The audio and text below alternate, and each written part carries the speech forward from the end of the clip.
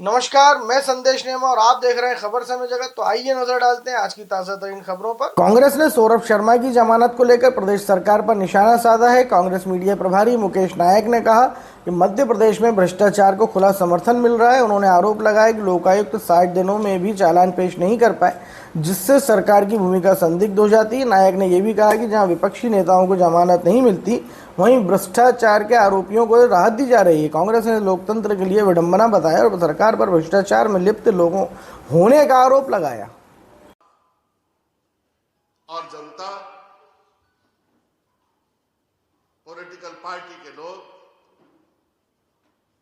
सब मूक दर्शक बने हुए, चुपचाप एक अवसरवादी मौन साधकर तमाम इस निर्लज्जता को, इस तांडव को केवल देख रहे हैं। उनकी कोई प्रतिक्रिया नहीं आ रही।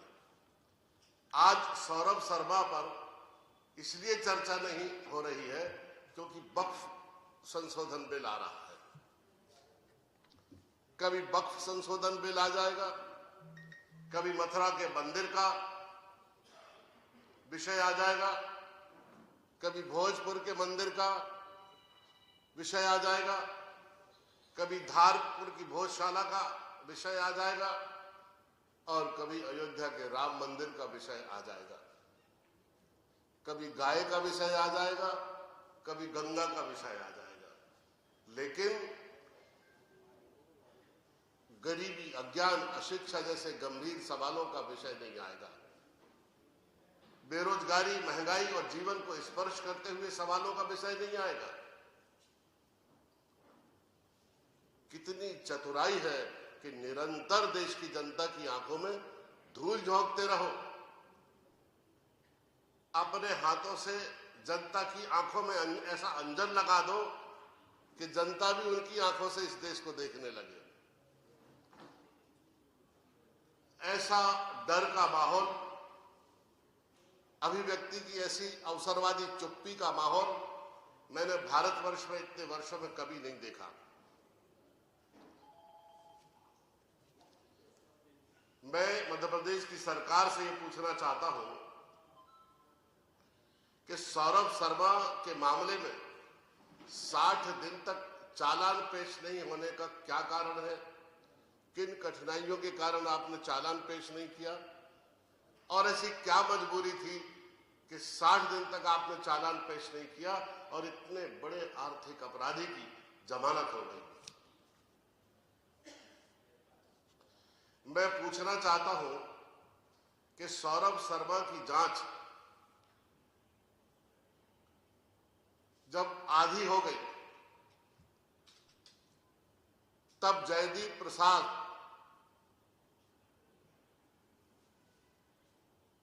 जो निदेशक है लोकायुक्त के, उनका स्थानांतरण किन कारणों से कर दिया गया, ये मध्य प्रदेश की सरकार को बताना पड़ेगा।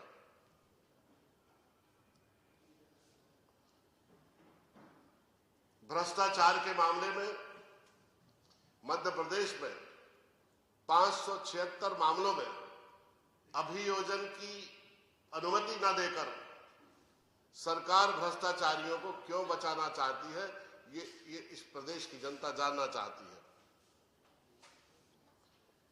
लोकायुक्त की बार बार नाकामी के उपरांत हम ऐसी संस्था को जो पहरेदार न होकर हिस्सेदार हो गई है, हम क्यों ढोना चाहते हैं, हम क्यों आगे चलाना चाहते हैं?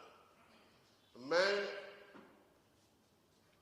पक्ष और विपक्ष, मध्य प्रदेश की लोकशाही और मध्य प्रदेश की सरकार और मध्य प्रदेश के राज्यपाल से ये अपील करना चाहता हूं कि ऐसी संस्था का क्या औचित्य है जो हिस्सेदार है, पहरेदार नहीं है, और ऐसी संस्था को भंग कर देना चाहिए। ऐसी संस्था भ्रष्टाचार को रोकने की बजाय भ्रष्टाचार को प्रमोट कर रही है, उसमें शामिल हो रही है। पिछले 2 महीनों से सौरभ शर्मा मध्य प्रदेश की सुर्खियों में है और आज अखबारों में खबर आई कि उनकी जमानत हो गई और साथ में यह भी लिखा था कि लोक आयुक्त ने 60 दिन तक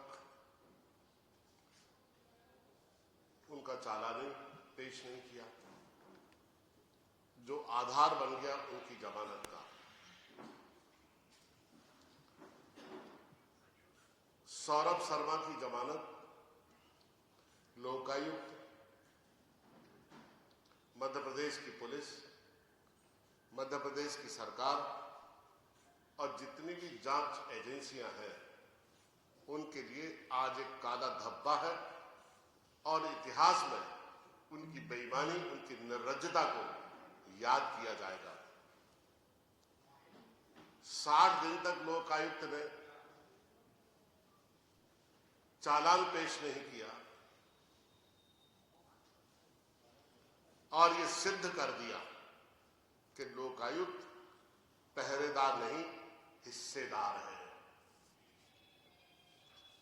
आप सब लोगों को ये जानकारी है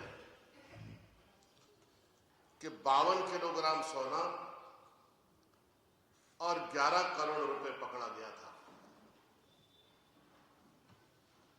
11 करोड़ रुपए और 52 किलो सोना सड़कों पर पड़ा मिल रहा है और 22 साल से मध्य प्रदेश में कामकाज कर रही है सरकार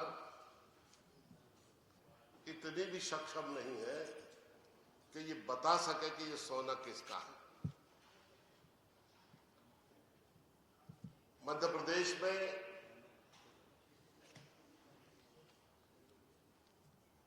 जो कार्यप्रणाली है लोकायुक्त की, इसकी जितनी भी आलोचना की जाए कम है। 576 मामले ऐसे हैं मध्य प्रदेश में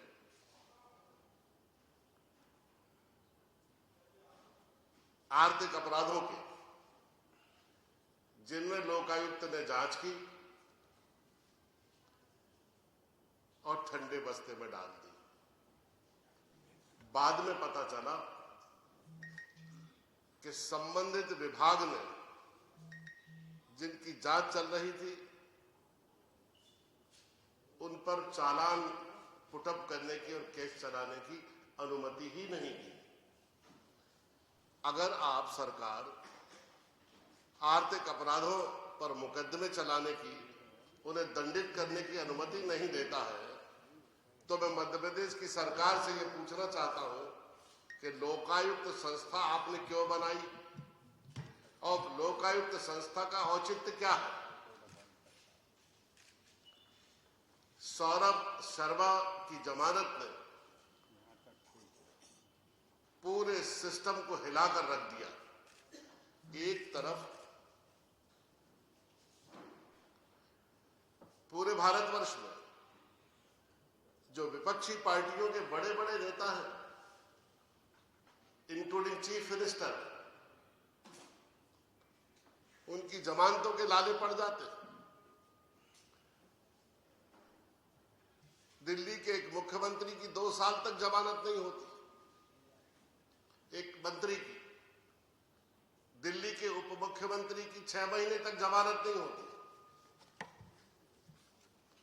और सौरभ शर्मा एक सिपाही की 60 दिन में जमानत हो जाती है, जो रंगे हाथों पकड़ा गया है उसकी।